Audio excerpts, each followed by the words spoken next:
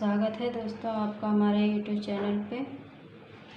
आज व्याकरण से हम वर्णमाला टॉपिक से कुछ विशेष तथ्यों को देखते हैं जहाँ से हर परीक्षा में प्रश्न पूछे जाते हैं। तो एक महत्वपूर्ण टॉपिक है ये।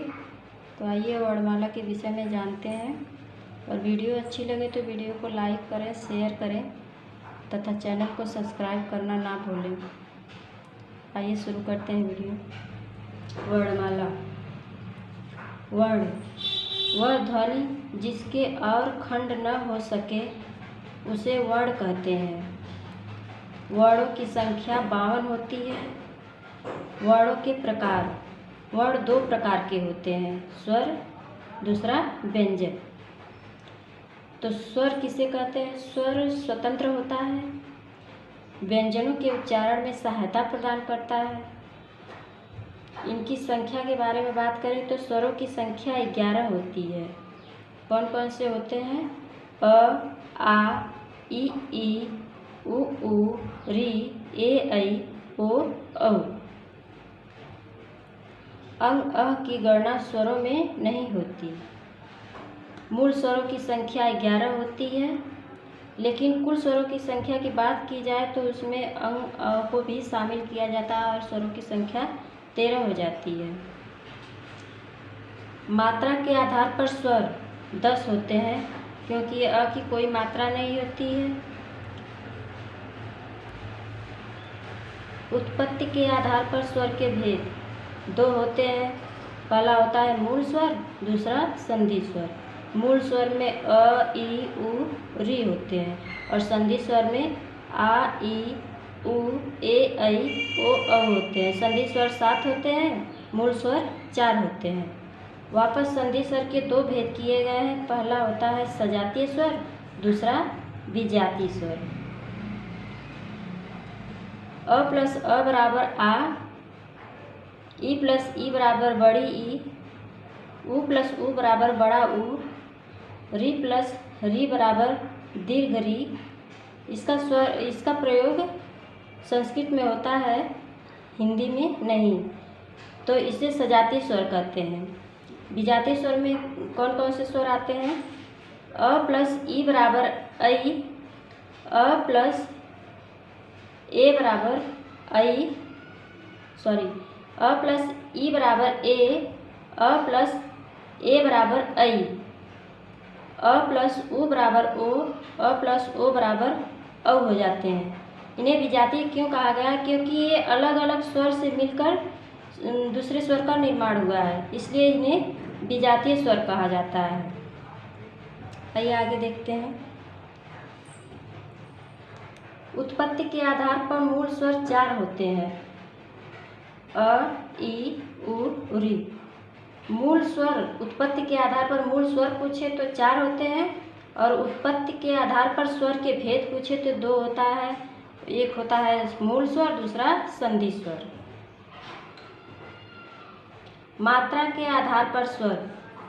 मात्रा के आधार पर स्वर स्वरों का 3 प्रकार के होते हैं। पहला होता है ह्रस्व स्वर, दूसरा दीर्घ, तीसरा प्लुत। ह्रस्व स्वर को एक मात्रिक, दीर्घ स्वर को द्विमात्रिक तथा प्लुत स्वर में अवग्रह का निशान होता है, इसमें कोई मात्रा नहीं होती है। ह्रस्व स्वर में ई, अ, ई, उ, री आएंगे। दीर्घ स्वर में आ, बड़ी ई, बड़ा उ, ए, ऐ, ओ, औ आते हैं। उच्चारण के आधार पर स्वर। उच्चारण के आधार पर देखते हैं स्वर का विभाजन कहाँ कहाँ किया गया है। तो कंठ से अ, आ तथा अह का उच्चारण होता है। तालु से ई तथा अंग का उच्चारण होता है। मूर्धा से री का उच्चारण होता है। दंत से किसी भी स्वर का उच्चारण नहीं होता।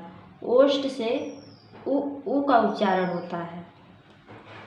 कंठ तालु से ए, ऐ का उच्चारण होता है और कंठ ओष्ठ से ओ, औ का उच्चारण होता है। स्वरों का उच्चारण स्थान 6 जगहों से होता है। दंत से किसी भी स्वर का उच्चारण नहीं होता है। जीभ प्रयोग के आधार पर स्वर के भेद। अग्रस्वर, मध्य स्वर, पश्च स्वर। जीभ प्रयोग के आधार पर 3 भेद होते हैं: मध्य स्वर, अग्रस्वर, मध्य स्वर, पश्च स्वर। अग्रस्वर में ई, ऐ आते हैं। मध्य स्वर में अ, जिसे केंद्रीय स्वर भी कहते हैं। पश्च स्वर में आ, उ, ओ, औ आते हैं। सभी स्वर अल्प प्राण होते हैं। सभी स्वर घोष सघोष होते हैं। ओष्ठ की आकृति के आधार पर